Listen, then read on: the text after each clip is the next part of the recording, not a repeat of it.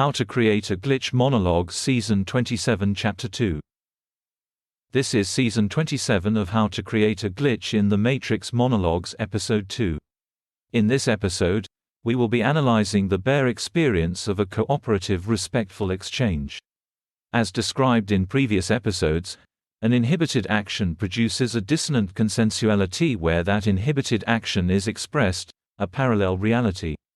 To some degree, certain individuals are capable of perceiving multiple levels. This means that to some degree our consciousness is capable of perceiving the multiplicity inherent to such an exchange. When two people are communicating respectfully, they take turns expressing meaning.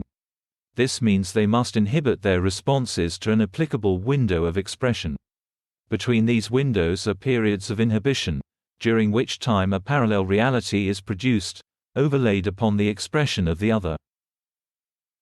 The nature of the expression coincident with these inhibitory spaces need not be objective, so to speak, but rather betrays a personal component intrinsic to the bare emotional reactions of the object.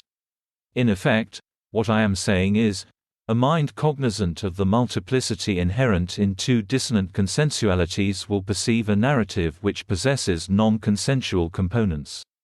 These components will be reflected as an afterimage of the actual expressions of the subject, occurring during the period of inhibition. The non-consensual bleeds through the consensual, implicating the peculiar self-negating narratives held by the object.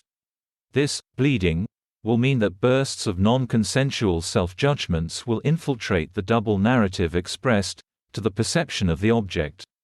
From the standpoint of judgment, we have explained how our judgments of others become the limitations they place on us.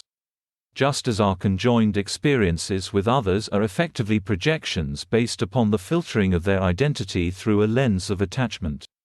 So, others' ability to exist in our consensuality is a construct of our limitations, created by what we consent to experience, not a true intersection of them in an objective sense.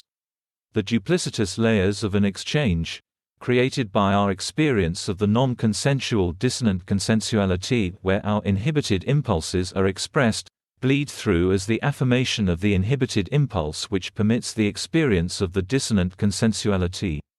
On another note, it can be said that the potentiality required to switch from one reality to another, from one parallel consensuality to another, is a separate quantity. One does not merely jump from one parallel reality created by inhibition to another. Something is required, some kind of potentiality, some fuel, some propellant. The nature of this propellant is unknown to the author, but we hypothesize it may be implicated in the parallel systems of the mind. There is a high point of potentiality, akin to a ramp which produces the potential energy necessary for a rolling ball, which is prerequisite for the leaping from one parallel universe to another. When we have observed it thus far, said potentiality has been irrigated by the ordinary patterns of the author. We know that that potentiality is linked to the perception of multiplicity because linear thinking, described by the mathematics of science, impairs the development of said potentiality by impacting the momentum of the corresponding thought processes. Tangential thought which perceived multiple levels of meaning, multiplicity, is all anathema to the linear processing of a physical scientific objective mathematical process. That's the end of the podcast for today. If you enjoyed it, please like, comment and subscribe.